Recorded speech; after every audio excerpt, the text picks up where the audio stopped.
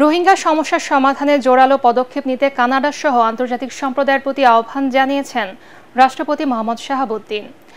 বাংলাদেশে নবনিযুক্ত কানাডার হাই কমিশনার অজিত সিং বঙ্গভবনে পরিচয়পত্র পেশ করতে গেলে এই আহ্বান জানান রাষ্ট্রপতি। এ সময় বাংলাদেশের অবকাঠামো, যোগাযোগ সহ বিভিন্ন সম্ভাবনাময় খাতে বিনিয়োগ করতে দেশটির বিনিয়োগকারীদের এগিয়ে আসার কথা বলেন তিনি। বৈঠকে হাই কমিশনার অজিত সিং জানান, কানাডার অর্থনীতিতে বাংলাদেশি শ্রমশক্তি ইতিবাচক ভূমিকা রাখছে।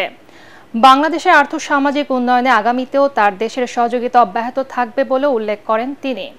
রাষ্ট্রপতি আশা করেন নতুন হাই কমিশনারের দায়িত্ব পালনকালে দুদেশের বিদ্যমান সম্পর্ক নতুন উচ্চতায় পৌঁছাবে।